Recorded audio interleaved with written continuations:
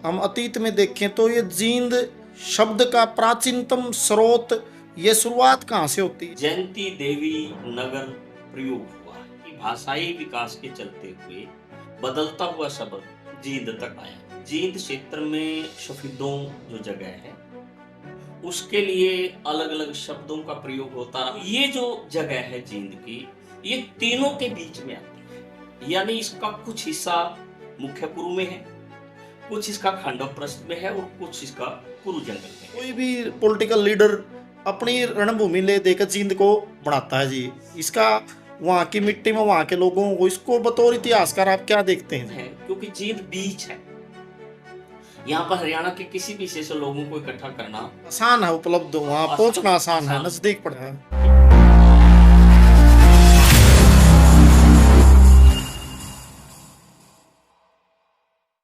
नमस्कार दोस्तों, मैं कुलदीप सिंह आज फिर रूबरू कराऊंगा आपको इतिहासकार डॉक्टर महेंद्र सिंह के साथ। आज हम बातचीत करेंगे इतिहास के पन्नों पे हमारे अतीत के बारे में और हमारे अतीत में जुड़ी हमारी विरासत के बारे में। नमस्कार डॉक्टर साहब। धन्यवाद जी। आपका चैनल पर स्वागत है सर। धन्यवाद सर, आज हम चाहेंगे कि आप जींद के इतिहास के बारे में हमें जानकारी दें और आपके ज्ञान से हमारे दर्शक लाभान्वित हों। मैं प्रयास करूंगा अपनी ओर से जो मुझे जींद के बारे में जानकारी है वो आपके साथ साझा करूं। तो सर, मेरा सबसे पहले आपसे सवाल है कि जो जींद है, जो जींद शब्द का उच्चारण है, इससे जो एक भाव पैदा होता है, जींद का इलाका, जींद का जो एक टेरिटरी, जींद की संस्कृति, जींद का भूगोल, अगर इतिहास के दृष्टिकोण से हम अतीत में देखें तो ये जींद शब्द का प्राचीनतम स्रोत, ये शुरुआत कहाँ से होती है? ये थोड़ा इसके बारे में, जो प्राचीनतम चीजें हैं ना, वो थोड़ा बताएं जी। बेसिकली जींद, जिसको आज का हम केंद्रीय हरियाणा कह सकते हैं, इसका ऐतिहासिक पक्ष काफी मजबूत है और विकास के जो अलग अलग पड़ाव हैं उनमें हमें इस क्षेत्र के बारे में जो अपनी दर्शन है वो बहुत साफ दिखता है। जैसे सामान्यतः जींद के लिए शुरुआती तौर पर जयंती देवी नगर प्रयोग हुआ है और ये माना जाता है कि भाषाई विकास के चलते हुए बदलता हुआ शब्द जींद तक आया है। इसी तरह से जींद क्षेत्र में शफीदों जो जगह है उसके लिए अलग अलग शब्दों का प्रयोग होता रहा है। सर्प दमन भी कहते रहे हैं उसको, लघु हरिद्वार भी कहते रहे हैं, और उसके लिए जो शब्द है वो तुगलकाबाद भी प्रयोग हुआ है। तो अलग अलग चीजें, ये तो है एक नाम शब्द इलाके की बात। एक चीज तो मोटे तौर पे हमें ये समझ के चलना चाहिए कि जो आज हमारी बाउंड्रीज हैं, चाहे राज्यों की बाउंड्री लगा लो या हमने आज जो जिलों की बाउंड्री बना लो, ये हमारी एक राजनीतिक संरचना का हिस्सा है। जब हम ऐतिहासिक परिप्रेक्ष्य में देखते हैं तो इनका यही ताना बाना नहीं है, बल्कि इसमें इसका विकास, इसका विस्तार, इसका सिकुड़न वो समय स्थितियों के अनुरूप अलग अलग होता रहा है। वैदिक साहित्य, चाहे मैं जो वैदिक लिटरेचर है, विशेषकर उत्तर वैदिक लिटरेचर, उसकी बात करूं जिसमें अ, 3 वेद मोटे तौर पे ऋग्वेद के बाद के पौराणिक साहित्य और थोड़ा बहुत महाकाव्य, स्मृतिज, यदि मैं उनकी बात करता हूं तो हमें राज्य की जो विकास यात्रा है उसमें जन, जनपद, महाजनपद शब्द दिखता है। तो ऐसे में जो कुरु वंश है उसके 3 पार्ट हैं, मुख्य कुरु, खांडव प्रस्थ और कुरु जंगल। तो ये जो जगह है जींद की, ये तीनों के बीच में आती है, यानी इसका कुछ हिस्सा मुख्य कुरु में है, कुछ इसका खांडव प्रस्थ में है और कुछ इसका कुरु जंगल में है। और ये वैदिक साहित्य में ही नहीं बल्कि संगम जो साहित्य है, लिटरेचर, जो तमिल लिटरेचर है, उसमें भी हमें ये शब्द दिखाई देता है। और महाभारत में जो हम जब महाभारत की बात करते हैं या फिर उसके 48 कोस की धरती की बात करते हैं जिसमें लड़ाई हुई, तो उसमें 4 यक्ष मुख्य माने जाते हैं, यानी 4 किनारे, कोने, गेट जिसको आप कह सकते हैं। उसके जो 2 गेट हैं, 2 यक्ष हैं, वो यहाँ पर हैं, जिसमें एक कपिल यक्ष जो है वो रामराय में, और त्रंतुक यक्ष जो है हाट में, वो यहाँ पर हैं। तो उस 48 कोस की उस भूमि के अंदर इसका विशेष तौर पर जिक्र मिलता है। और इसी तरह से जो पांडु पिंडारा है वो इसके बीच में हमें आता है, और जो इक्कस है उसको इक्ष्वासु जो शासक है उसके साथ हम जोड़ के चलते हैं। तो ये इसका वो पक्ष है जो हमें लिटरेचर में दिखाई देता है, और लिटरेचर के साथ इन चीजों को देखते हैं। यदि बाद के टाइम की हम बात करते हैं, मान लीजिएगा जो है जैसे पाणिनि की अष्टाध्यायी की हम बात करें, या फिर उस कड़ी में हम अलबरूनी के लिटरेचर की बात करें, तहकीकात हिंद की, जियाउद्दीन बर्नी की तारीख फिरोजशाही की बात करें, या फिर अबुल फजल की आइने अकबरी की बात करें, तो इस इलाके का उसमें अच्छा जिक्र मिलता है। और उस कड़ी में जिक्र में विशेष तौर पर जो चीज आ रही है सुबह, तो यहाँ एक डाटरथ गांव है, उसकी चर्चा काफी ज्यादा मिलती है। और बौद्ध लिटरेचर में ये डायरेक्ट तो बहुत ज्यादा उभर के नहीं आ रहा, लेकिन असंध का जिक्र है और अग्रोहा का जिक्र है। और असंध एक बहुत अच्छा केंद्र है, वहां मठ है, और अग्रोहा भी बहुत बड़े मठ के तौर पे है। तो उसके बीच में जो गतिविधियां होने के कारण, तो ये जो क्षेत्र है ऐतिहासिक दृष्टि से काफी महत्वपूर्ण और चर्चित क्षेत्र है। और इसका ऐतिहासिक पक्ष वास्तव में अपने आप में ये एहसास कराता है कि ये जमीन सिर्फ और सिर्फ आज के हरियाणा के बीच की नहीं, बल्कि जैसे जैसे इतिहास के पड़ाव हुए हैं उसके पड़ाव भी अलग तरह के रहे हैं। तो हाँ जी। सर, आपकी जो बातचीत से मैं समझ पाया कि आपने एक तो सबसे महत्वपूर्ण बात रेखांकित की कि जो जींद की लोकेशन है वो इतिहास में एक महत्वपूर्ण रही है बिल्कुल बिल्कुल। निरंतर। एक हाँ तो जी। ये बात आपने रखी। हाँ जी। पौराणिक और धार्मिक साहित्य में भी जींद का जो एक रोल रहा वो आपने अच्छे से बताया। बिल्कुल। तो थोड़ी सर इससे आगे बढ़ते हैं कि जब जींद में बसास्तों की शुरुआत हुई, या जींद एक गांव के तौर पर, नगर के तौर पर, इलाके के तौर पर अस्तित्व में आया, या यहाँ फिर रियासतों की शुरुआत हुई, उसकी आप थोड़ा तिथिबद्ध, जैसे किस सन में, जैसे आमतौर पर होता नहीं, ये नगर, ये गांव, ये इलाका किसने बसाया, किन लोगों ने इसकी शुरुआत करी, थोड़ी उसकी संक्षिप्त जानकारी दें। सवाल काफी गहरा और लंबा है। यदि हम आदि मानव के विकास यात्रा की बात करते हैं, तो उसमें जो नव पाषाण काल है हम्म। वो तीसरा और अंतिम पड़ाव है, जहां के बाद सभ्यता एक अलग उसमें आती है। तो उस कड़ी में हम मान लीजिएगा इस इलाके के नचार खेड़ा की बात करते हैं, हम्म। या फिर डाटरत की बात करते हैं, या फिर शफीतों की बात करते हैं, या फिर हम जुलाना के निकटवर्ती इलाके की बात करते हैं। इन इलाकों से हमें पेंटेड ग्रेवियर मिलते हैं। पेंटेड ग्रेवियर जो है एक अलग तरह की पोट्री है, जो रॉयल जो फैमिली है वो प्रयोग करती थी। तो ऐसे में वो पोट्री हमें इस इलाके से मिलती है। तो ये वो दौर है जो इसके बाद। एक मिनट, थोड़ा सर, पेंटेड क्या बताया सर आपने? पेंटेड ग्रेवियर। इसको थोड़ा हिंदी में बताइए, क्या होता है पेंटेड क्या? ग्रेवियर का मतलब है कि धूसर रंग के मिट्टी के बर्तन। अच्छा जी। और ये धूसर जो रंग है ये अ, किया नहीं जाता, पेंट नहीं किया जाता, बल्कि पकाने के प्रोसेस में इनको तैयार किया जाता है। तो विशेष तरह का जो बर्तन है जो बहुत संपन्न लोग प्रयोग करते हैं, वो हमें इस इलाके से देखने को मिलते हैं। तो ये वो दौर है जिसको हम सभ्यता की उस शुरुआत के साथ देखते हैं।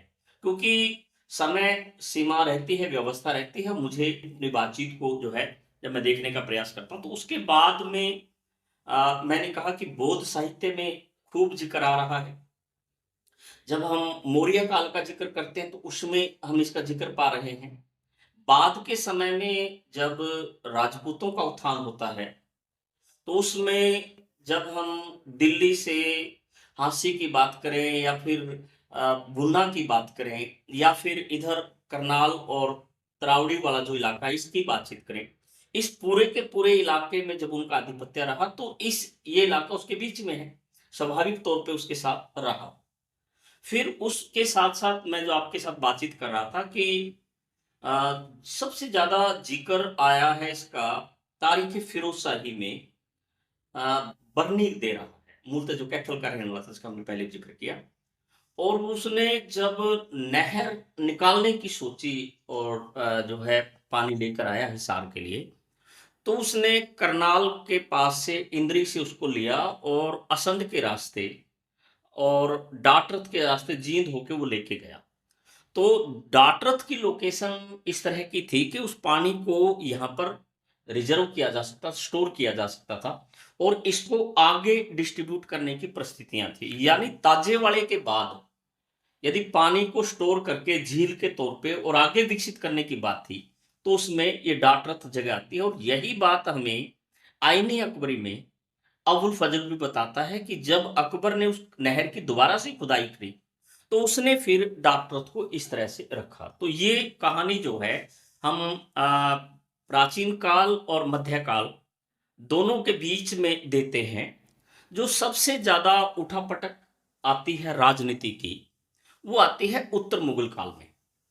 यानी 1707 में जब औरंगजेब की डेथ होगी और उसके बाद मुगलों की जो हालत है वो खराब होगी, तो एक इस इलाके में जो सिख मूवमेंट है वो भी साथ साथ चलता है और आसपास के जो दूसरे लोग हैं उनके बीच में भी आपाधापी का दौर रहता है। तो ऐसे में इस इलाके में जो नादिर शाह के मूवमेंट का असर है या नादिर शाह की लूट मार का असर है, वो भी हमें दिखाई देता है। और फिर सिखों में पर्टिकुलर जो फुल्किया मिसल है उसका प्रभाव यहाँ पर बनता है और वो आगे चलकर जींद जो रियासत है उसके फाउंडर के रूप में आते हैं। खासकर गजपत सिंह का जो नाम है वो महत्वपूर्ण है और जिसका जो टाइम रहा वो 1764 से लेके 1789 के बीच में रहा कि उसने इस रियासत को, इस इलाके को एक पहचान के तौर पर स्थापित किया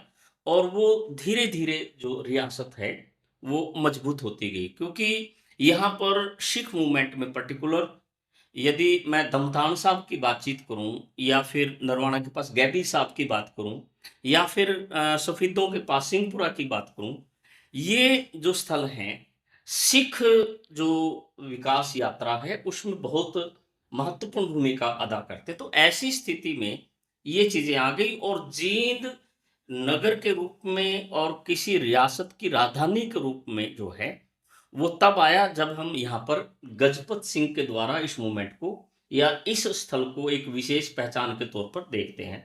तो यहाँ से ये विकास यात्रा हमें नई दिखाई देती है। तो सर आपने बताया कि राजा गजपत सिंह एक प्रकार के फाउंडर फाउंडर या इसके जो एक प्रकार की नुका आप मोडी गार्डन वाले रियासत रियासत की जो स्थायित्व देने की शुरुआत करी वो राजा गजपत सिंह है।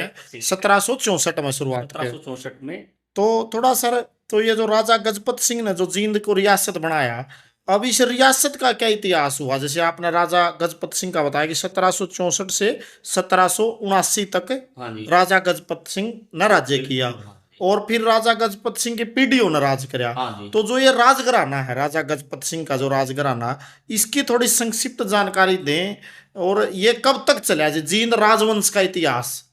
बहुत संक्षेप में यदि लेते हैं तो गजपत सिंह का जो टाइम है वो 1789 रहा। उसके बाद राजा भाग सिंह आए 89 तो 89 है। 1789। हाँ हाँ, तो राजा भाग सिंह आए जिनका टाइम जो है 1789 से 1815 है। ये उनके बेटे थे जी? इनके बेटे हैं। भाग सिंह के बाद फतेह सिंह आए 1815 से 1822, वो आए। उसके बाद संगत सिंह आए और ये 1800 जो है 25 से और जो है 37 के बीच में रहे। फिर स्वरूप सिंह आए। बेसिकली स्वरूप सिंह बेटा नहीं है इनका।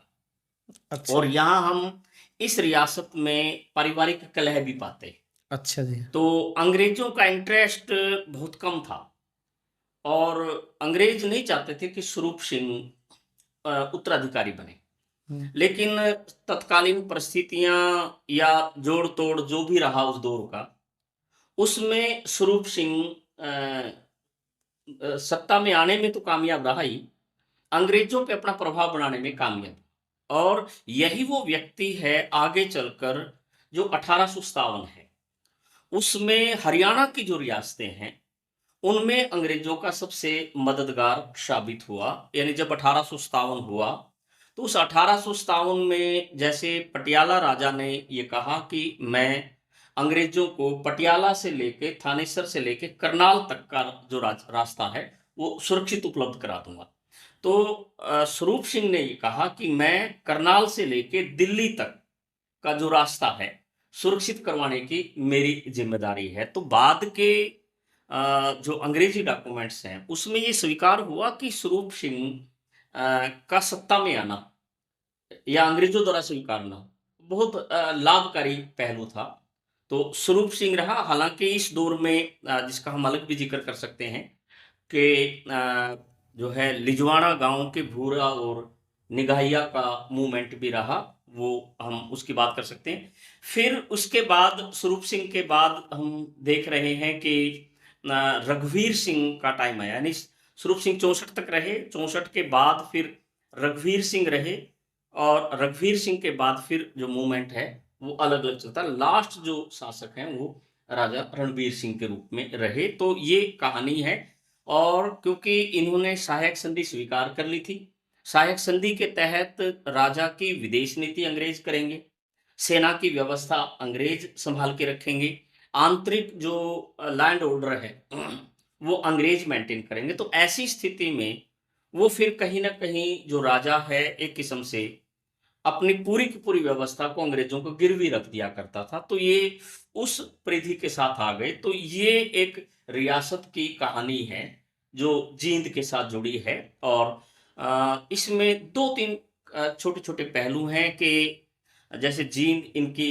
राजधानी रही, संगरूर इनकी राजधानी रही, सफीदों बड़ा नगर रहा, लेकिन सफीदों किसी भी जींद के शासक की चहेती जगह नहीं रही और ये माना जाता रहा कि शासक का सफीदों में जाना या सफीदों के इलाके में जाना, वो कहीं न कहीं जो है उसकी मौत को बुलाना है और डेथ हुई भी है कई शासकों की। तो ये कहानी तो इस तरह से है। तो ऐतिहासिक घटनाक्रम में कई चीज़ें जो हैं, वो अलग-अलग उसमें लेती हैं। बल्कि एक आधा तो बड़ा अजीब-सा किस्सा है। मैं बात कर रहा हूँ लगभग 1800 के आसपास की। 1800 के आसपास जो है, यहाँ शासक भाग सिंह का राज है। तो भाग सिंह की और पटियाला राजा की आपस के संबंध ज़्यादा अच्छे नहीं थे और हांसी में थॉमस का राज आ गया। जो थॉमस जो है टिपरेरी आयरलैंड का रहने वाला था और उसने हांसी को राजधानी बना लिया और कसूण गाँव को लेके एक विवाद पैदा हो गया और कसूण गाँव को विवाद जो लेकर पैदा हो गया, तो ऐसे में जो जॉर्ज थॉमस है, उसकी मदद करना चाहती है इसकी बहन, पटियाला राजा की बहन और पटियाला राजा चाहता नहीं। तो ऐसे में विवाद हुआ, लड़ाई हुई और उसमें ज़्यादा कुछ फ़ायदा नहीं हुआ और कुल मिला के वो रफ़ा-दफ़ा हो गई चीज़ें। एक स्टेज पे क्या हुआ कि जींद के राजा के बीच में और थॉमस के बीच में नारनौंद के इलाके में लड़ाई और दोनों सेनाएँ आमने-सामने आके बैठ गई लड़ने के लिए और लड़ने का माहौल बन गया। उस दौर की मैं स्थिति बता रहा हूँ आपको। डाकुओं को पता चल गया अच्छा जी। और डाकुओं ने क्या किया, हमला कर दिया उन पे और दोनों को लूट के ले गए। बड़ी बात है, बड़े यानी बहादुर डाकू थे जी वो तो, देखो दो इस दो हाँ। 2-2 राजाओं की सेना को लूट के और वो कौन डाकू थे जी, जैसे मेरे को जान उनके गए। बारे में जानकारी नहीं मिलती, अच्छा। लेकिन वो फिर इन दोनों ने समझौता कर लिया, थॉमस ने और भाग सिंह ने हाँ, और अपना-अपना सामान पैक करके आ गए और नारनौल को बाउंड्री मान ली। मैं ये बात ये कह रहा हूँ कि जो राजा रजवाड़े हैं, हाँ, उनकी स्थिति क्या थी, आप उसका अंदाज़ा लगाइए कि हमारे लिए तो राजा बहुत बड़ी चीज़ है। हाँ, हाँ, हाँ। लेकिन अब राजा की औकात देखिए कि 2-2 राजाओं की सेना को डाकू लूट के ले जाए। तो तो इसका मतलब राज व्यवस्था किस तरह की रही होगी। तो ये एक पहलू है जो हमें, क्योंकि यदि हरियाणा जैसे इलाके में 42 राजाओं का राज रहा, कितने बड़े वो राजा होंगे, कितनी बड़ी वो चीज़ें होंगी, तो हमें इन चीज़ों का भी ध्यान रखना चाहिए। अच्छा, बिल्कुल आपने बेहतरीन और नई जानकारियां दी सर। तो जो आपने अभी जो जिक्र कराया, मैं एक थोड़ा और क्लियर हो जाए एक बार। जो 1764 में जींद रियासत अस्तित्व में आई हुँ, और फिर महाराजा रणबीर सिंह या उनको राजा रणबीर सिंह तक का जो टाइम पीरियड हुँ। रहा, हाँ जी। थोड़ा मैं ये जानना चाह रहा था, जैसे शुरुआत में और आखिर तक भी जो एक भौगोलिक सीमाएं थी ना जींद रियासत की, वो कौन कौन सा इलाका, कहाँ कहाँ तक, कितने गांव, एक तो ये जी, दूसरी उनके पास सेना वगैरह कितनी थी, खजाना क्या था। तो एक जैसे लेवल नहीं, वैसे तो आपने इशारा कर दिया भाई, छोटी टेरिटरी में हरियाणा में 42 राजा थे और कैसी रियासत होगी जिनको डाकुए लूट गए। तो थोड़ा आप इसकी और संक्षिप्त से जानकारी दो, जींद रियासत का एरिया के साथ कौन कौन सा था। सबसे ज्यादा बड़ा एरिया जो जींद रियासत का रहा है, हम्म। वो यूं कहिए कि राजा संगत सिंह के समय में रहा है, अच्छा जी। जिसमें जींद, सफीदों ये भी थे, दादरी वाला इलाका भी था, और संगरूर भी था, और कमाल की बात है लुधियाना भी था। वाह जी वाह। यानी इस रियासत की बाउंड्री सतलुज नदी को टच होती। हम्म। और इसी समय पंजाब में महाराजा रणजीत सिंह भी थे। हम्म। और महाराजा रणजीत सिंह और अंग्रेजों के बीच में जो 1809 की अमृतसर की संधि थी, उसमें सतलुज नदी बाउंड्री बनी थी। तो अंग्रेज भले ही पंगा नहीं लेना चाहते थे महाराजा रणजीत सिंह के साथ, या संधि की उल्लंघना नहीं चाहते थे, लेकिन उन पे चेक भी रखना चाहते थे। तो ऐसे में जींद वाले राजा से लुधियाना उन्होंने खरीदा, अपनी छावनी बनाने के लिए किया। बाद में वो छावनी उन्होंने जालंधर में शिफ्ट की, लेकिन शुरुआत के तौर पे ये रही। तो ऐसे में बाउंड्रीज में थोड़ा बहुत प्लस माइनस होता रहा है, लेकिन सबसे ज्यादा अब वो कट गया तो संगरूर आ गया, और तो संगरूर भी इन्होंने राजधानी के तौर पे रखा। तो ये अलग अलग रहा। और बाद में यदि हम बात करते हैं, खासकर 1857 के बाद, ना इसमें कोई कटौती हुई ना इसमें बढ़ोतरी हुई, लगभग वही बाउंड्री रही। थोड़ा सा दादरी वाला इलाका, संगरूर का इलाका, और ये सारा का सारा बीच का इलाका रहा। तो ये अ, इस तरह की स्थिति हम कह सकते हैं। सैन्य बल और खजाने के हिसाब से किस लेवल तक का था जी। बेसिकली कहने के लिए तो राजाओं की सेना थी। हम्म। मैंने आपको पहले कहा कि अंग्रेज जिसके साथ भी सहायक संधि करते थे ना, उनसे खर्चा तो लेते थे, लेकिन सेना का नेतृत्व अपना रखते थे, और सेना अपनी तरह ये सहायक संधि किस राजा ने स्वीकार करी जी जींद रियासत में। वैसे तो ये तो सर लॉर्ड वेल्जली की नहीं थी जी सहायक संधि। लॉर्ड वेल्जली की थी, और ये 1798 में प्रैक्टिकल में आई थी। अच्छा। और शुरुआत में राजा भाग सिंह का जो विचार है, हम्म। वो सहायक संधि के साथ जुड़ गया था। हम्म। तो 1805 के आसपास की हम बात कर रहे हैं। तो ऐसी स्थिति में ये सारी की सारी कहानी अच्छा, आती। मैं एक सवाल और पूछना चाहूंगा सर। हाँ जी। जैसे अपा कैथल के इलाके के हैं जी, हाँ जी। और जो रजवाड़ा साई थी उसके अंतर्गत जैसे अपा जेलदार एक पद देखते हैं, दौड़पोश, पेदपोश, ऐसे पद देखते हैं, तपेदार। जींद का जो मैंने इलाका देखा जी, चाहे वो जुलाना है, चाहे वो जींद है, चाहे वो स्पिद्दो है, ऊंचा अणाव और नरवाना है, वहाँ जेलदार ही नहीं है जी। इसका बिल्कुल आप थोड़ा इसको अलग ढंग से देखिएगा। हाँ। हम गांव में जो लगान इकट्ठा करते हैं, रेवेन्यू इकट्ठा करते हैं, हम्म। तो गांव पाने पट्टी ठोड़ में बटे होते हैं। हम्म। और हर पाने पट्टी का एक नंबरदार होता है, एक चौकीदार होता है, हम्म। वो क्रियालय। तो नंबरदार के बाद एक साइड तो हम चले जाते हैं पटवारी, कानूनगो, नायब तहसीलदार और तहसीलदार वाली। हम्म। वो प्रक्रिया तो प्रशासनिक है। हम्म। लेकिन प्रशासनिक के साथ साथ सामाजिक जो पहचान है, वो एक जेल नाम की यूनिट है।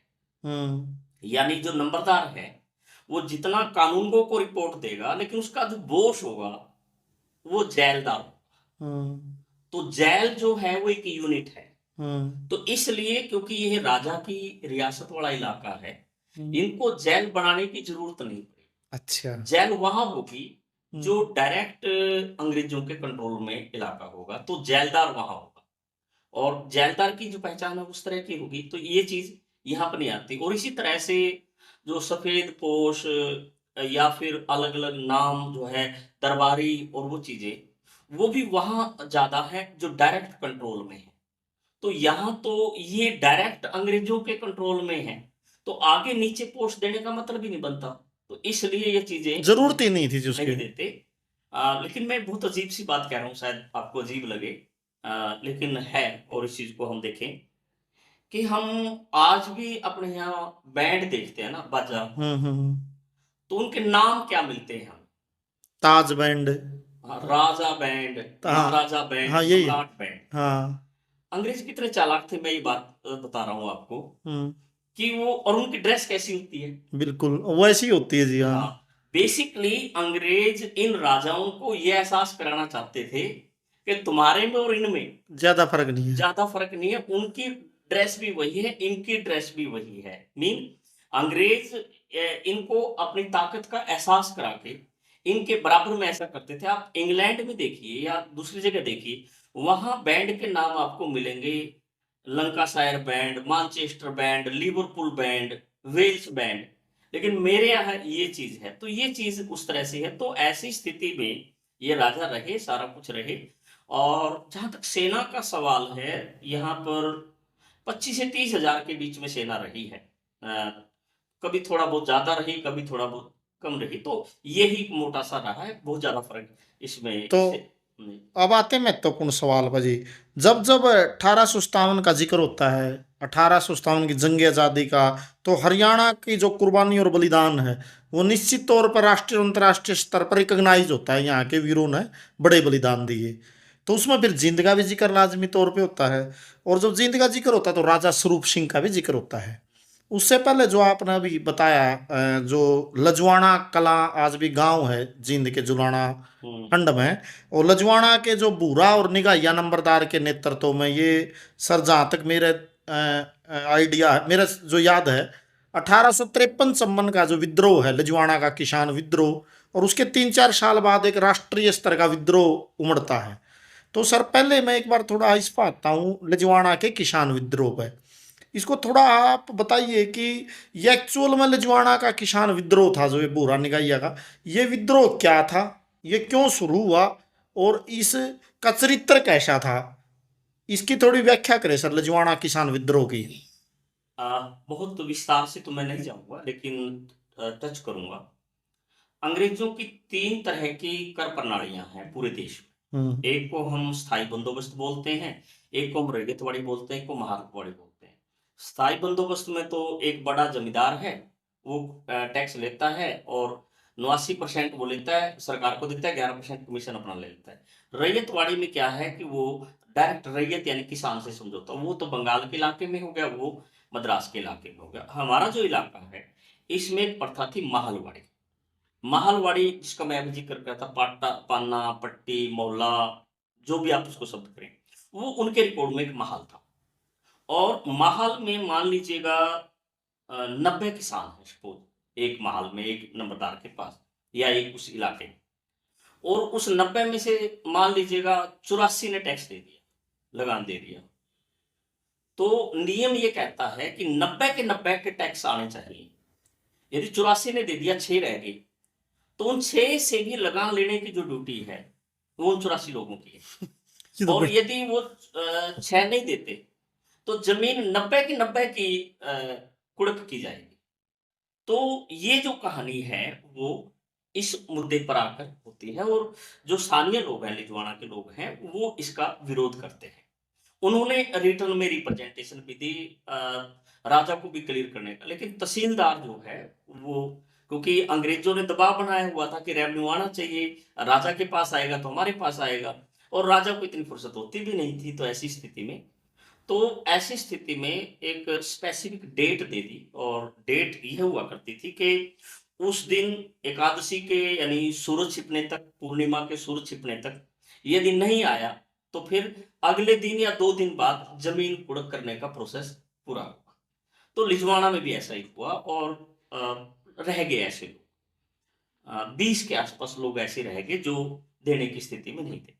मूलतः भूरा और निगाहिया नंबरदार तो थे, लेकिन आपस में बढ़ती नहीं थी उनकी हम्म। और लगती थी, क्योंकि हम्म। वो दोनों सेम स्टेटस के होने के कारण। लेकिन जब तहसीलदार ने दबाव बनाया और धमकी दी, हम्म। तो दोनों ने एक दूसरे की आंखों की भाषा पढ़ी और समझी। कहता है भाई ये बाहर का आदमी, हम गांव के रहने वाले, अपना लड़ाई तो बाद में देख लेंगे, पहले इस बात को यहाँ निपटा दें।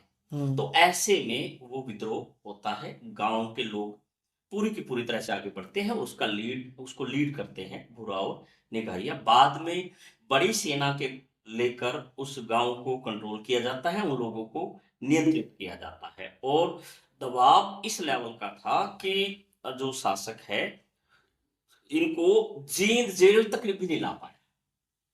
यानी और फिर फैसला ये हुआ कि इनके साथ औपचारिक जो मुकदमेबाजी की वो कार्रवाई हो और वो कालवा में हो और इन लोगों को कालवा गांव में फांसी दी गई। कालवन कालवा कालवा ये पिल्लूखेड़ा के पास है। बेलूखेड़ा के पास कालवा में ही फांसी दी गई है। कालवा में फांसी दी गई। तो ऐसी स्थिति में जो 1857 के जो प्रारंभिक विद्रोह हैं उनमें इसको 1854-55 के मूवमेंट इसमें थोड़ा मैं सर एक बात जो मुझे जानकारी मिली कि जो लजवाड़ा किसान विद्रोह था इसमें उस तहसीलदार का नाम था कोरामल। कोरामल बेसिकली जो उसने ये कहा कि भाई माल तो देना पड़ेगा जो छोरी बेच के दो, और उसको लजवाड़े की परिश में जिसको आपने थ्याई बोलिया ना चौपाल में कत्ल कर दिया गया गांव के लोगों द्वारा। और उस टाइम तो आप समझते हो जी तहसीलदार का कत्ल तो नहीं होता जो आज डीसी का कत्ल हो गया, तहसीलदार तो बहुत बड़ा पद था। तो एक खुली चुनौती थी वो रियासत को, जिंदिया रियासत को।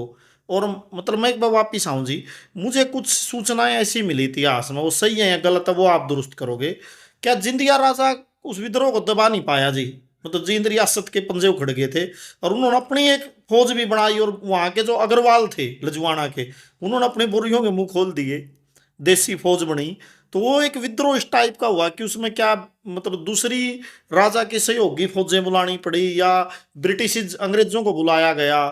तो उस जो विद्रोह का एक लेवल और उसके एक प्रकार से विरासत के जो शिक्षा है थोड़ा इस पर बताओ जी। इसमें फिर वही है कि क्योंकि मैं इतिहास का विद्यार्थी होने के नाते जो पहलू हैं हम्म। वो जो मुझे दस्तावेज मटेरियल मिलता है उसके बेस पर अपनी बात कहने की स्थिति में हूँ। तो उसमें के तहसीलदार था हम्म। और सिर्फ जानकारी ये है कि तहसीलदार का कत्ल हो गया। अच्छा जी। उसने क्या कहा, उसकी क्या लाइनें हैं, वो कहीं जो है दर्ज नहीं है। दर्ज नहीं है। एक हाँ बात। हाँ। दूसरी बात मैंने ये भी कहा कि जब पूरा गांव इकट्ठा हो गया, हम्म। गांव की मुट्ठी बन गई एक, हम्म। तो उसमें जिसके पास धन था उसने धन दे दिया, जिसके पास सिपाही थे उसने सिपाही दे दी, जिसने जो दे सकता था वो दिया। तो स्वाभाविक है कि सबने उसमें मदद की उस बारे में। तो वो पहलू तो बेसिकली गांव का सामूहिक आंदोलन था और गांव की 36 बरादरी इसमें शामिल हुई थी। और जहां तक दबाने का सवाल है, मैंने फिर कहा कि बाहर की सेना के सहयोग से और अंग्रेजों ने इसको दबाने में सफलता मिली। और खासकर जो भूरा और निगाहिया पे मुकदमा चलाकर महीनों इसलिए नहीं चलाना चाहते थे कि उनके जीते जी लोग अलग तरह से उनको सपोर्ट करते रहेंगे। तो इसलिए आ, बाद में क्योंकि दमन का स्तर बहुत खतरनाक था, तो वो उसमें वो तो जरूर कामयाब रहेगा, लेकिन जो सामाजिक आंदोलन और इस तरह के आंदोलन होते हैं वो लगता है दब गए होते हैं, बल्कि वो सुलगती हुई चिंगारी होते हैं और वो बाद में अपनी भूमिका अदा करते हैं। तो इसमें तो ये भी है सर, आज भी भूरा और निगाहिया एक लोक नायक है आम लोगों में भी, आज भी प्रेरणा के लिए ये कहते हैं भूरे निगाहिया की आंखें मिली हैं। रागणियां भी हैं उनको लेकर। और डॉक्टर सुरेंद्र दलाल का भी कुछ रिसर्च वर्क उस पर रहा है जी, और वो एक रघुवीर मुंडाल ने भी उस पर एक किस्सा लिखा हाँ जी। लजवाड़ा का किसान विद्रोह पर। खैर थोड़ा आगे बढ़ते हैं सर इस पे बिल्कुल बड़ा। और अब आते हैं सर आखिरी वाला जो हिस्सा है, ये मैं थोड़ी संक्षिप्त टिप्पणी करना चाहता था। जो 1857 की जंग में मुझे ये सुनने में आया कि जींद का इलाका इसलिए नहीं भागीदारी कर पाया कि जो जींद का राजा स्वरूप सिंह था वो अंग्रेजों के साथ खड़ा हो गया, तो उसने उस इलाके में विद्रोह होने नहीं दिया। ये वही दौर है जब रोहतक पूरी बेल्ट लड़ रही है अंग्रेज से, लोग कटकट मर गए, हिसार बेल्ट लड़ रही है, कैथल बेल्ट लड़ रही है, और पूरा का पूरा देश खड़ा हो रहा है। तो जींद में मुझे दो गांवों की जानकारी मिली जी। छात्र गांव के किसानों ने विद्रोह किया। छात्र आज भी एक प्रतिष्ठित गांव है जींद जिले का, कहते कि छात्र सब खातर, छात्र ने बहुत गामा का साथ दिया, इवन मेरा गांव किठाना का भी साथ दिया जी। और एक है जी ऐचरा, ऐचरा और छात्र के किसानों ने इसमें, और कुछ ऐसा भी बताते हैं कई रिकॉर्ड्स में छात्र के कुछ लोगों को फांसी दी गई वहाँ इतने। तो मैं थोड़ा लास्ट में कह रहा था जी, जो ये 1857 का जो असर हुआ ना, जो जींद का राजा का जो 1857 के कुचलवाने में योगदान है जी, उसका आने वाली जो पीढ़ियों पर असर पर क्या असर पड़ा जींद के इतिहास पर, उसका मतलब क्या हुआ, थोड़ा उस पर थोड़ा ही जो मैसेज गया जो पीढ़ियों में।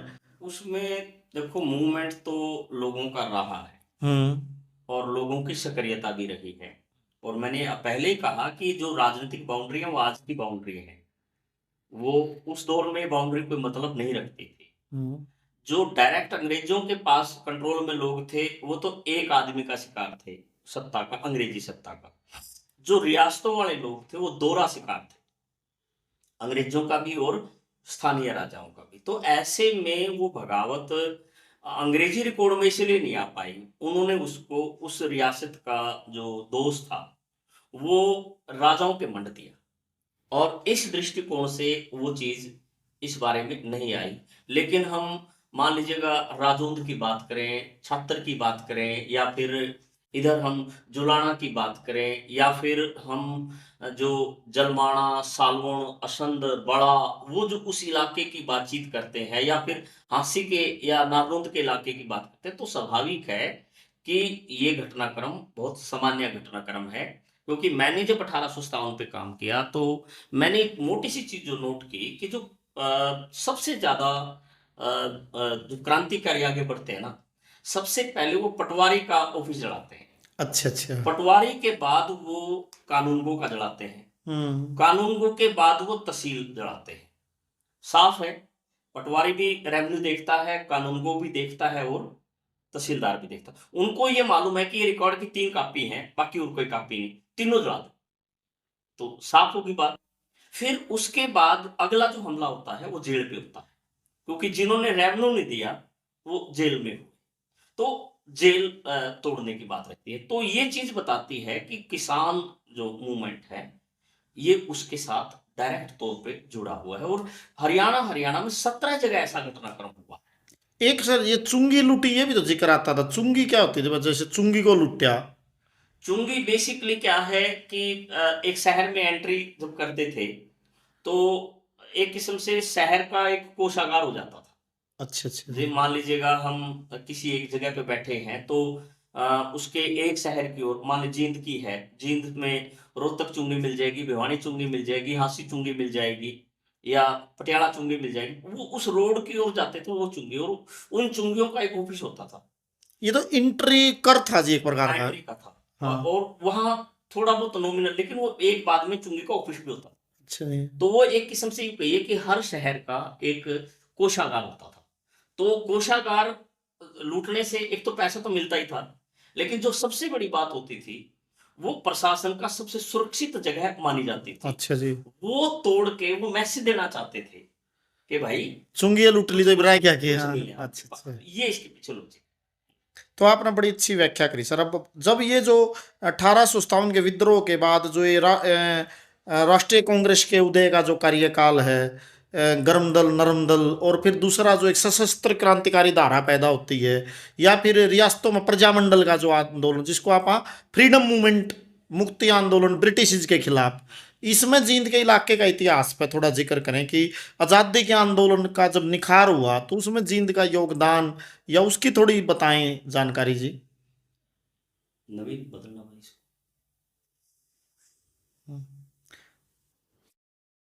तो बोलिए सर।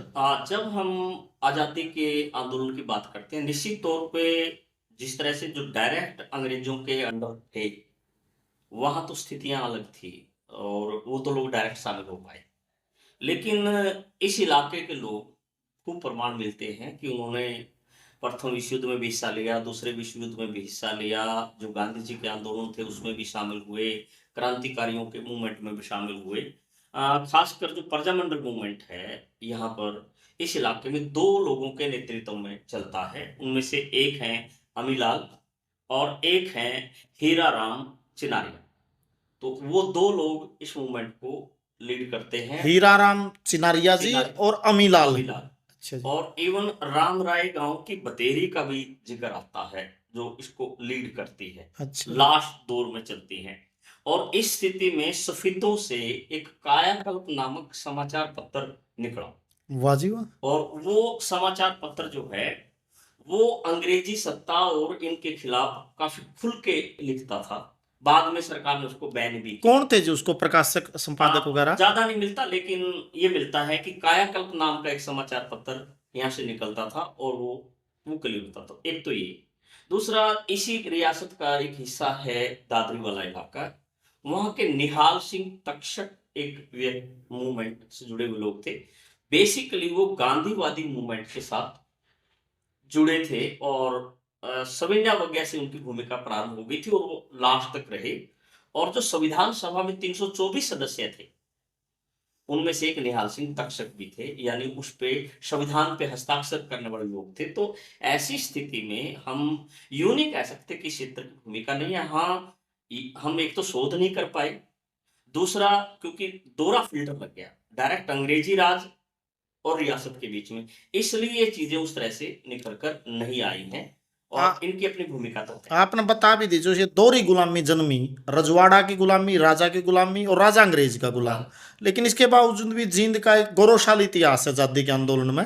और आपने जो जिक्र भी करा प्रजामंडल में, थोड़ा सर आप संक्षिप्त प्रजामंडल आंदोलन के बारे में बताइए, प्रजामंडल आंदोलन क्या था?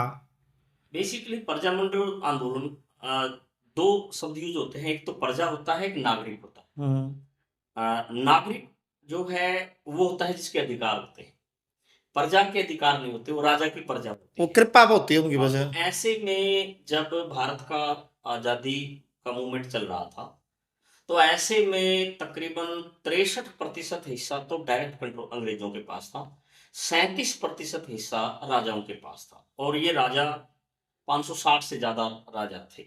तो ऐसे में जब कांग्रेस को ये बात क्लियर होगी कि यदि इस 37% हिस्से को भी साथ नहीं जोड़ा या फिर ये परिस्थितियां अलग तरह की हो गई तो हमें दिक्कतें आएंगी।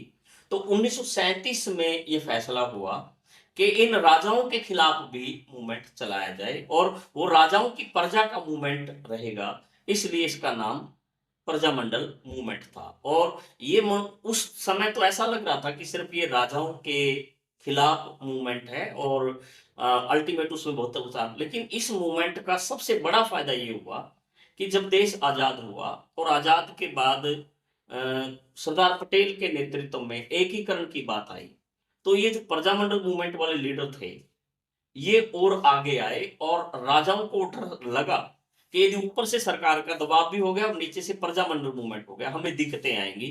तो ऐसी स्थिति में सरदार पटेल ने जितनी कूटनीति और जितनी समझदारी के साथ उनको मैनेज किया और उनके साथ जहां भी वो बात करने जाते थे, जिस भी इलाके में, वो उस इलाके के प्रजामंडल मूवमेंट के लीडर को जरूर लेकर जाते थे, ताकि वो एहसास करा सके कि भी जो राजा के पास बैठ सकता है ना, वो जनता का असली प्रतिनिधि है। तो ऐसे में ये इसकी महत्ता थी और ये इसकी पहचान भी थी। इसको ये कह सकते हैं कि प्रजामंडल का वो बड़ा योगदान था नहीं, जो राजाओं को भारतीय संघ में विलय करने पर मजबूर करने के पीछे एक बड़ी फोर्स प्रजामंडल मूवमेंट थी। शुरुआती दौर जो है बेस उसने बनाया था, हाँ। जिसके चलते हुए राजा निश्चित तौर पर कमजोर तो महसूस। निहाल सिंह तक्षक का भी एक अविस्मरणीय योगदान है जींद रियासत में, बिल्कुल, इसको भारतीय संघ में मर्ज करवाने में, विलय करवाने वो में, भी और संविधान के निर्माण में। निर्माण में। तो सर फिर वापिस उसी बात पर आते हैं, जो ये आज़ादी मिली थी हमें 15 अगस्त 1947 को, और साथ के साथ जो विलय की प्रक्रिया शुरू हुई, तो एक्चुअल में फिर जैसे पेप्सू का एक एरिया बना जिसमें जींद पेप्सू आया। और ये कई बार आज की पीढ़ी को पता भी नहीं हो, पेप्सू और जींद, और फिर भारतीय संघ में विलय, और फिर जींद का डिस्ट्रिक्ट अस्तित्व माना। थोड़ा इस पर और बताएं जी, जो मतलब ये जो जींद को किस प्रक्रिया के तहत विधिवत रूप से भारतीय संघ का विलय कैसे हुआ? क्योंकि कई बार न्यू कहते हैं जी देश तो आजाद हो गया 15 अगस्त 47 में, और जींद होया 48 में जाके। इसमें सिर्फ मैं इतना ही कहूंगा कि जो सिख रियासतें थी, हम्म। जो डायरेक्ट अंग्रेजों के अधीन वाला था वो तो हो गया, लेकिन पेप्सू का मतलब है कि जो पंजाब शत्रुज पूर्व पंजाब है उसकी रियासतें, जिसमें पटियाला, नाभा, कपूरथला, जींद, ये सारी की सारी, तो इनका अपना एक मंच बन गया, अपना एक इनका संगठन बन गया। तो ऐसी स्थिति में जब देश के अलग अलग राज्यों के साथ विलय करने की बात थी, तो स्वाभाविक है कि सरदार पटेल की प्राथमिकता रही होगी कि मैंने पहले किसको करना, फिर किसको करना। तो शुरुआत में तो वो अलग अलग राजा के यहाँ फिर उन्होंने उन राजाओं को भी एक जगह बुलाना शुरू कर दिया। तो ऐसी स्थिति में जो पेप्सू रियासतें थी, जो पंजाब के उस हिस्से, क्योंकि हरियाणा भी पंजाब का हिस्सा था, तो ऐसी स्थिति में बहुत ज्यादा दबाव की जरूरत नहीं पड़ी, क्योंकि देश के बड़े हिस्से में जो मूवमेंट है वो बहुत ज्यादा कामयाब हो गया था। तो राजाओं की स्थितियां उस तरह से हो गई थी और अल्टीमेट इस बात पे सहमत हो गए थे कि राजाओं को पेंशन दी जाएगी, उनके जो राजमहल है वो उनके पास रहेंगे, वो उनकी बपोती और पारिवारिक प्रॉपर्टी रहेगी, और इसके बाद तकरीबन तकरीबन सभी ने इन चीज़ों को स्वीकार कर लिया। ये अलग बात है कि 1969 में जाके फिर इंदिरा गांधी ने, इसको आप एक कह सकते प्रीवी प्रस हाँ, पी वो है, दिए गए और इंदिरा सरकार ने फिर उनको हाँ, फिर निरस्त कर उनको दिया। बराबर डिक्लेयर कर अच्छा, दिया। ये हाँ। बात। तो ये एक आखिरी सवाल है सारी सारी बातचीत में, जो बयावा बंटवारा हुआ, जो हमारे यहाँ आज़ादी आई वो खून में लथपथ होकर आई और एक कत्लो गारत जो देखी गई, मुल्क का विभाजन हुआ, तो जींद में उन सांप्रदायिक दंगों की पे क्या स्थितियाँ थी, जींद के इलाके में जो बंटवारे का क्या असर पड़ा? आपने इस चीज़ पे भी कभी रिसर्च किया हो या कोई भी ऐसे बुक्स में इनका जिक्र मिलता हो कि बंटवारे का जींद के अवाम पे क्या असर हुआ? देखिए, जो आज का जींद हम इलाका मान रहे हैं, हम्म। यहाँ पर तकरीबन तकरीबन 22% हम्म। मुस्लिम्स रहते जींद में जी। थे जींद के पूरे इलाके में। और जब जींद के इस इलाके में इतने लोग रहते थे और जब वो अ, बात हुई, तो स्वाभाविक है कि अंधे हो गए थे लोग। चाहे वो ए है, बी है, उसमें कहने की जरूरत नहीं। मतलब उसकी जो एक कट्टरता की आग में बह गए हाँ, लोग। वो अनियंत्रित थी कहानियां ऐसी स्थिति में। तो ऐसे में खून से भरी हुई गाड़ियां उधर से आ रही थी और खून से भरी हुई गाड़ियां वहां जा रही थी। मुझे खूब इंटरव्यू लेने का मौका मिला है इन लोगों के, चाहे वहां से आए हों उनके या फिर यहाँ से गए हो उनके। बहुत ज़्यादा फ़र्क नहीं है। इंसान का जब सोचने समझने का दृष्टिकोण खत्म हो जाता है और वो किसी भावना में बह जाता है, फिर स्थितियाँ उस तरह की रहती हैं। हाँ, क्योंकि जींद जो है उस समय एक रियासत थी और फैसला ये हुआ था कि जो वो पंजाब है, पाकिस्तान वाला पंजाब और भारत वाला पंजाब, उसमें एक जिले से यूं कि यूं पूरा जिला यहाँ के जिलों में मर्ज करने की बात आई थी। तो ऐसे में क्योंकि ये संगरूर और जींद जिला इकट्ठा था, तो ये उस कड़ी में मेन लिस्ट में नहीं आया। लेकिन जो दिल्ली में कैंप लगे थे, फिर नीलोखेड़ी में कैंप लगे थे या लखनऊ में जो कैंप लगे थे, फिर वहां से जब बंटवारा करने की बात आई तो इस तरह की शिफ्टिंग की बात आई। और वो निश्चित तौर पर दर्दनाक कहानी है। और उसको जब भी खोल कर देखते हैं या जब भी उसके अंदर झांक के देखते हैं, तो मुझे बहुत बार ऐसा लगता है कि जैसे हम घाव में उंगली मार रहे हों।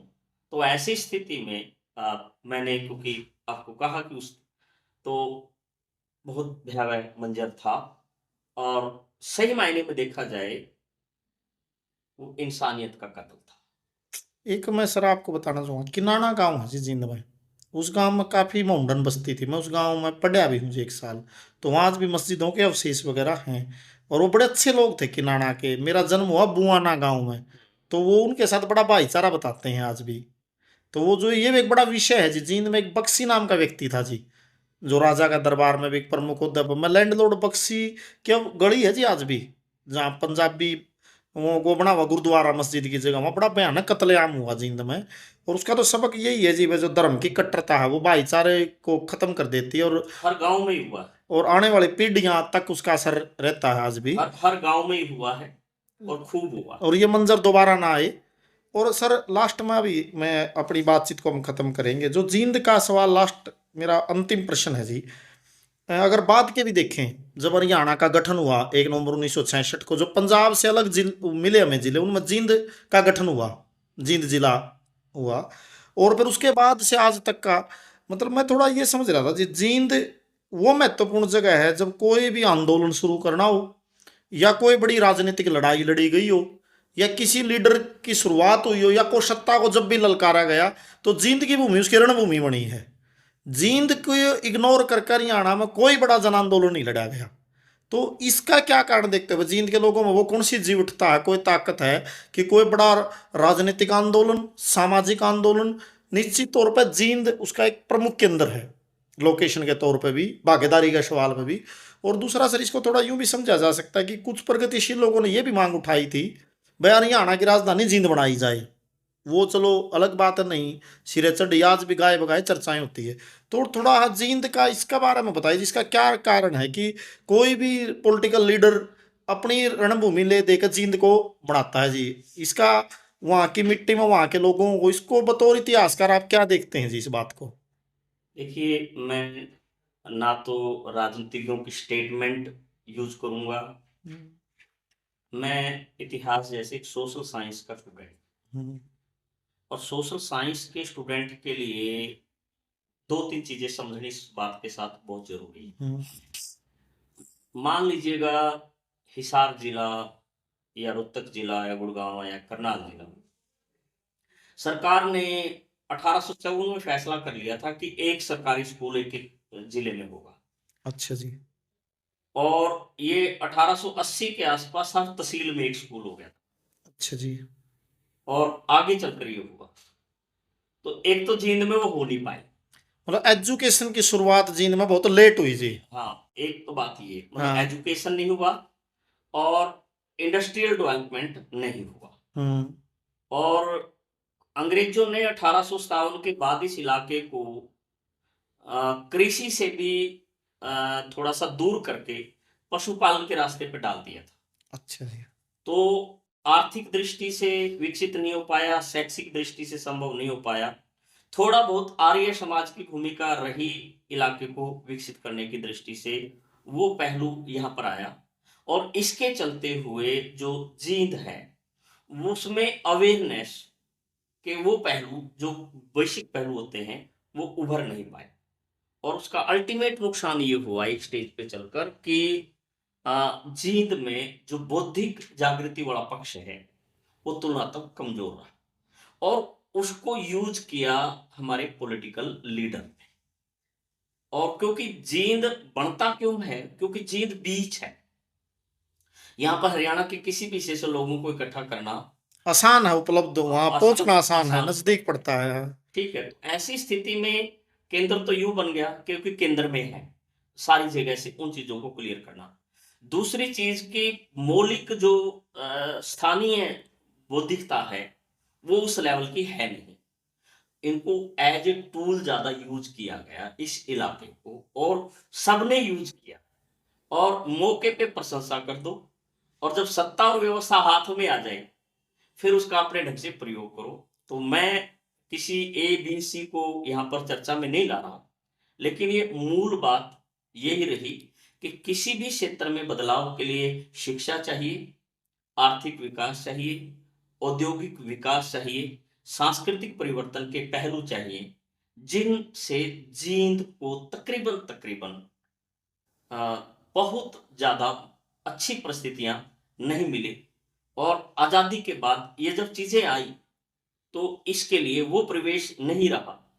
और जिसका यूज जो है अ, स्थानीय जो राजनीति है, वो उन्होंने अलग अलग ढंग से किया। और उसके चलते हुए चीजें हुई। और इन्हीं चीजों को हम इस अंदाज से देख सकते हैं। तो सर, आप कोई संदेश, कोई मैसेज देना चाहो मतलब इतिहास के नए विद्यार्थियों को, जो जींद के इतिहास को जानना चाहते हैं, समझना चाहते हैं, या पूरे भारत और पूरी दुनिया के अवाम को जो जींद में जिनकी रुचि है, कोई मैसेज, कोई संदेश उपयोगी आप देना चाहें सर?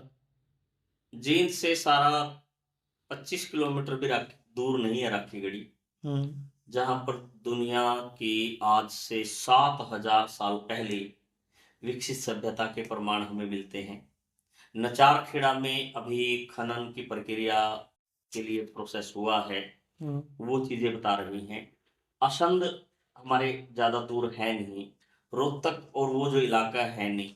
तो जब ये सारा इतना विकसित है, तो जींद अविकसित कैसे हो सकता है? तो ऐतिहासिक दृष्टि से महत्वपूर्ण जगह है।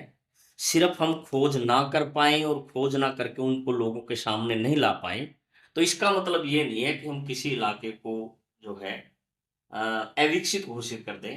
वो उस चीज से जरूरत है।